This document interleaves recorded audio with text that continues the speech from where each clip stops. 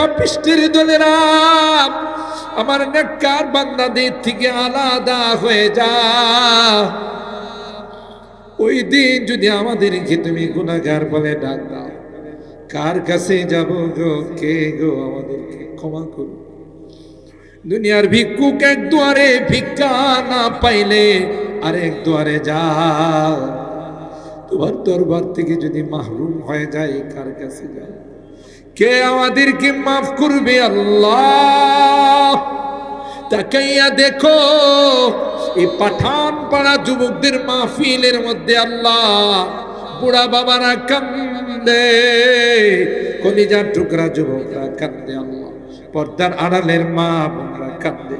তোমার নবী কয়, এ উম্মাহ, জাহান্নামের ভয়ে, কবরের ভয়ে যদি চোখের এক ফোঁটা পানি ফেলতে পারো, তোমার পানির এত দাম, এত দাম, এত দাম, তোমার এই চোখের পানি দিয়ে জাহান্নামের আগুন অফ হয়ে যাবে। এ মালিক, আমাদের কি জাহান্নামে দিও না। শুনেছি রে কবরের মধ্যে ৯৯টা বিষাক্ত সাপ বিচ্ছু থাকবে। এক পাশের মাটি চাপ দিয়ে আর এক পাশের হাতটিকে মিলাই দিবে। আল্লাহ বাঁচাও, বাঁচাও বলে চিৎকার করবে, কেউ কেউ তার ডাক শুনবে না। আল্লাহ, তাই তো আরামের ঘুমকে হারাম করে আল্লাহ কনকনে শীতকে উপেক্ষা করে তোমার শাহী দরবারে হাত বাড়াইলাম। আল্লাহ, মেহেরবানি করে আমাদের হাতগুলোকে তুমি কবুল করে নাও। আমাদের রোগীদেরকে পরিপূর্ণ শিফা দিয়ে দাও। অনেক রোগীরা এখানে হাত উঠাইছেন, দোয়া চাইছেন। আল্লাহ, সকল রোগীদেরকে পরিপূর্ণ শিফা দিয়ে দাও। শিফায়ে কামেলা আজলা দায়মা মুস্তামিরের আলো শিফ করে দাও। অভাবীদের অভাবকে দূর করে দাও, পেরেশানিওয়ালাদের পেরেশানিকে দূর করে দাও, মুসিবত জাদাদেরকে মুসিবত থেকে উদ্ধার করে দাও। ইয়া রাব্বাল আলামিন। আল্লাহ, আমাদের অনেকেরই সন্তানেরা বিদেশের বাড়িতে আছে। আল্লাহ, দেশের জন্য রাত নাই, দিন নাই, বৃষ্টি বাদল নাই, ঝড় ঝাপটা নাই, কত কষ্ট করে দেশের জন্য টাকা পাঠায়। আল্লাহ, তাদেরকে বিদেশের বাড়িতে ভালো রেখো, বিপদ আপদের হাত থেকে হিফাজত করিও, আবার সহি সালামতে আমাদের কুলে তুমি পৌঁছাই দিও। ইয়া রাব্বাল আলামিন। আল্লাহ, আমার মুরব্বীদেরকে আবু বকরের মতো বানাই দিও। কলিজার টুকরা যুবকদেরকে জান্নাতি যুবক বানাই দিও। খাস করে আল্লাহ, আজকে যে যুবকদের উদ্যোগে, পাঠানপাড়া যুবকদের উদ্যোগে আজকের মাহফিলের আয়োজন, আল্লাহ আমার এই যুবকদেরকে হযরতে হাসান হোসাইনের কাফেলার মেম্বার বানাই দিও। আল্লাহ, পর্দার আড়ালের মা বোনদেরকে আবেদা জাহেদা সালেহা নেককার দিনদার হিসাবে তুমি কবুল করে নাও। আম্মা জান খাদিজাতুল কুবরা, আয়েশা সিদ্দিকা, ফাতেমাতুজ জাহরার মতো বানাই দিও। আল্লাহ, আমাদের পাশে গুরুস্তাদ, আল্লাহ অনেকেই এখানে শুয়ে আছেন, জানি না কার মা কার বাবা যেন এখানে শুয়ে আছেন। আল্লাহ, আজকের মোনাজাতে বারবার মা বাবার কথা মনে পড়তেছে, জানি না কার মা নাই, কার বাবা। কত আদর স্নেহ মায়া মমতা সোহাগ দিয়ে আমাদের কি বড় করেছে। বাবা কাঁধে কুলি নিয়ে আমাকে মানুষ বানাইছে, নিজে না খাইয়া আমার খানার ব্যবস্থা করেছেন। আল্লাহ, রক্ত পানি করে মাথার ঘাম পায়ে ফেলে কেউ কোনো কিছু দিলে নিজে খায় নাই, আমার জন্য নিয়ে আসছে। আল্লাহ, ইয়া রাব্বাল আলামিন। আল্লাহ, জনম দুঃখিনী মা, এ রব্বে করিম মা,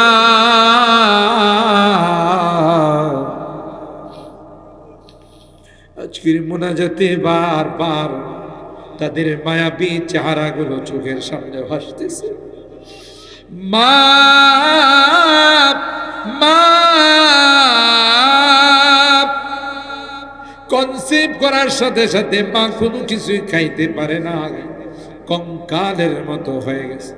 আস্তে আস্তে মার পেটে বড় হতে লাগলা, মার কলিজায় লাথি মা মা। দুনিয়ার কাহারো কাছে কষ্টের কথা কয় না, কখনো শুয়ে যায়। প্রসব ব্যথা যখন মার শুরু হয়ে গেছে, সবার কাছ থেকে বিদায় নেয় আর বলে কত মা সন্তান জন্ম দিতে গিয়ে মারা যায়, আমি যদি মারা যাই রে তোমরা কেউ আমার উপর দাবি দুয়ারাই করো।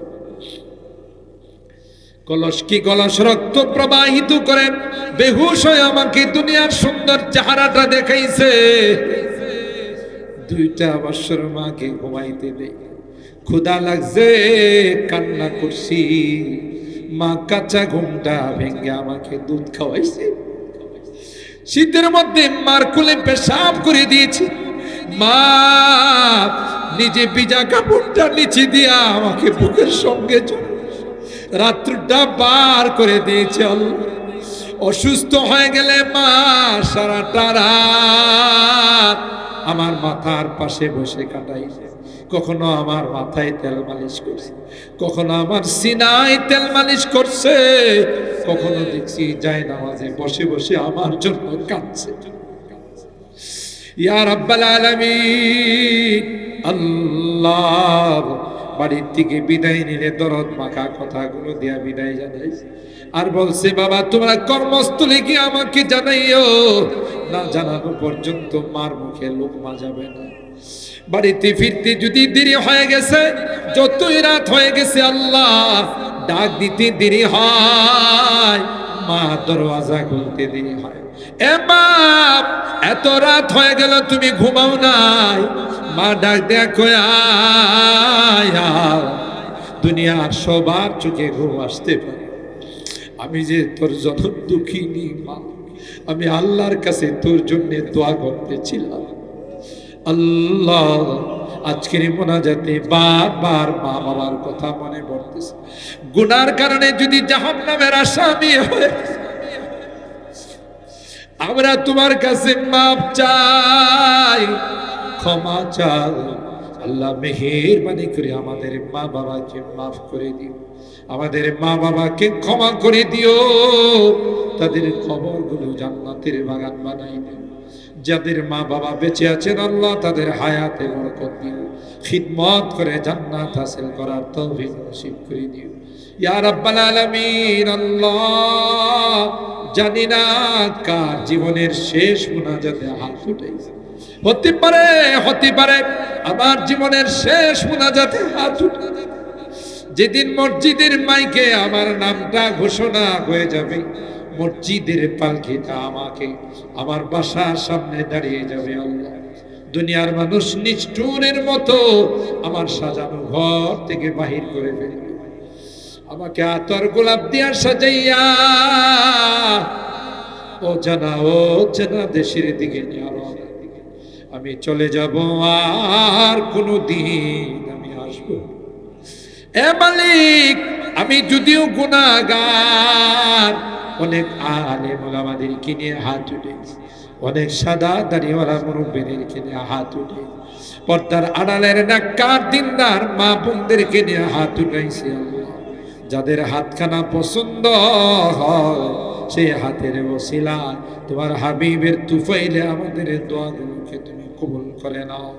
রব্বানা তাকাব্বাল মিন্না ইন্নাকা আনতাস সামিউল আলিম ওয়া তুব আলাইনা ইন্নাকা আনতাত তাওয়াবুর রহিম।